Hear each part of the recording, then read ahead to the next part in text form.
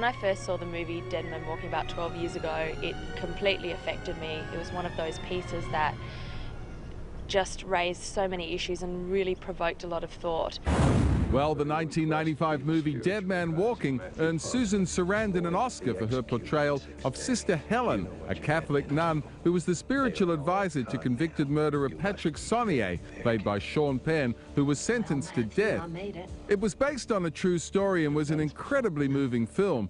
And now comes, wait for it, Dead Man Walking, the opera. I was very, very anti the death penalty, and when I knew that there was an opera available, the industry that I was currently working in, I was really excited to potentially be able to bring this piece to the people of Australia. Terence McNally, one of America's top playwrights, has written the libretto, and Jake Heggie wrote the music. It combines pop, Negro spiritual, jazz, obviously classical music and opera to tell the story. I wrote to one of our top radio broadcasters, Alan Jones, who attracts over 2 million listeners every morning, and I said to Alan, I want to put this opera on. I know it may sound crazy, but I think there's enough people that are interested in this particular work to get behind this. Will you help me?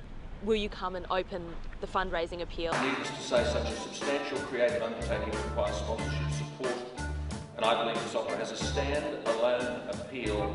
And I leave you with this. This is going to happen. I will not stop until this happens. It was an extremely tough process. It was 3 years trying to raise money. We literally wrote to thousands of companies and different people and tried to persuade them to get on board. I think the hardest thing for me personally to come to terms with was the fact that at one point no one believed that the production was going to happen. And so not only did I have to keep fighting for more funding, I had to keep fighting for people to believe that this was going to happen. And a day later, promoter picked it up, Andrew McManus. To be honest, I really wondered whether it would be possible for her to get this up. It was a huge project without support, and I keep waiting for the phone call to say, no, I'm afraid it's been kind of canned. And once we started rehearsal, I thought, well, maybe it'll be pulled, halfway through. And Nicole really stayed solid, and I thought she put a great team together. I've been technical director of the State Theatre for 6 years. Nigel Jameson, knowing that my background was at the State Theatre, knew that it was kind of a good idea to try and take me on board, because I knew by millimetre what we could and could not build in the place. I wanted this work to just totally demolish the boundaries of any other opera. I wanted this to be cutting edge and just something that people would talk about for a long, long time. And I knew that Nigel was the person to do that. The first time I came across Dead Man was, of course, through the famous film, and it's a wonderful film. And that kind of quite interested me, the cinematic experience everyone has had of that story, and could we start the theatre as if it was the show, as if it was cinema, and then sort of manage to combine many of the aspects of film with live performance. And that's been a little bit of a preoccupation of mine over the last few years. Right from the beginning of the process, Nicole wanted the whole production to be this sort of multimedia kind of extravaganza, I guess, of drawing on all of these different kind of possibilities, and reached into areas that opera traditionally wouldn't. Especially and one of those, the beginning scene and most powerful and dramatic moments of the entire show. There had to be a filmed sequence of the murders, or the beginnings of the murders, and we had to go out on location for a proper shoot. When I saw the actual model of the stage of Dead Man Walking, a 4-level prison cell block with this massive ramp down the middle over the audience, I was quite baffled but really excited. I didn't think it would fit, because the actual stage of the State Theatre is built, it's what they call a dynamic build. It's for an old cinema system where it's actually a picture house, and the stage goes on an angle. Usually you can't fit any set in there. So the set for Dead Man was actually built to fit within this stage itself, hence the reason it comes out on big angles, which I thought was the craziest thing I've ever seen, but it actually really, really worked, luckily. Dan Potter and Nigel came up with an ingenious way of putting the orchestra, which should have been in an orchestra pit, on 4 different levels. We really wanted a sense of depth, and discovered this dressing room halfway up the back wall, so then in a sense the whole set was designed for the space, and often I think that leads to a much more exciting result. And something that our audiences, certainly in Australia, hadn't yet seen. One of the most difficult and most challenging points of the production was fitting a 55-piece orchestra in a steel scaffolding structure.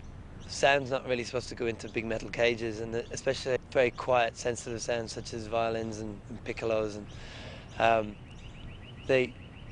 and harps and whatever was in the orchestra. It was get to create a sound that was very intimate within the structure itself, and then also intimate enough and not too amplified for the audience. Design is just predominantly 99% problem solving, and that's what it just ended up being, just the domino effect of putting the orchestra up there and then what the problems arose. And one of them was lighting, and one of them was the fact that the conductor of the orchestra wouldn't be seen by most of those levels, considering they're on 3 stories, so we had to have live sort of feed monitors for the orchestra. The people that came on board, especially Nicole's father, who it blew me away to see how anyone could A, have the knowledge to build such a structure, and B, the amount of time and energy that he would give to the project. For our costume budget, we had only $6,000 to dress 20, 30 opera singers.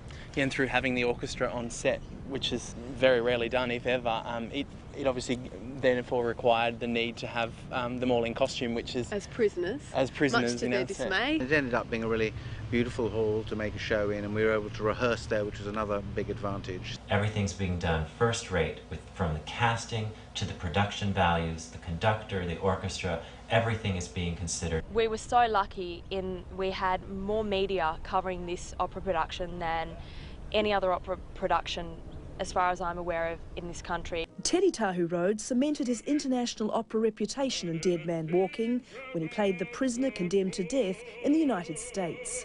Now he's reprising the role that has made him surer than ever that death sentences are wrong. We face it now with people on death row in different countries who are Australian.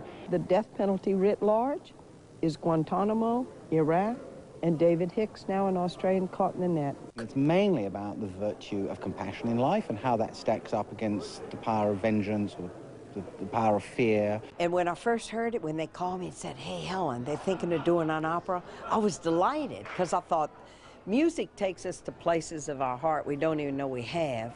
The unusual nature of the production has drawn some unusual names into the cast. Australian Idol runner-up Anthony Calea will play the killer's brother. It's just something I really want to be part of because it's such an empowering and powerful piece of theatre. The show opens at Sydney State Theatre on September 27th.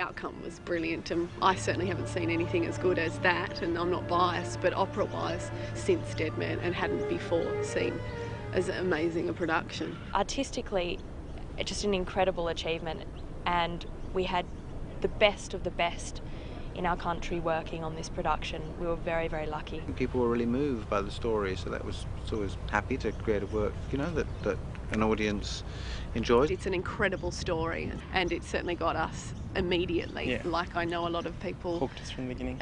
Did, especially with Teddy's performance. I remember waiting for the announcement for the Helpman Awards, and I was so nervous. There were so many people that just wanted this production to be a success, and so much goodwill had gone into the production, and we came out with 6 nominations over all the major musicals like Billy Elliot and Phantom. I knew that even if we didn't win an award, that was just a huge achievement. And the Helpman goes to Teddy Tahu Rhodes, Dead Man Walking.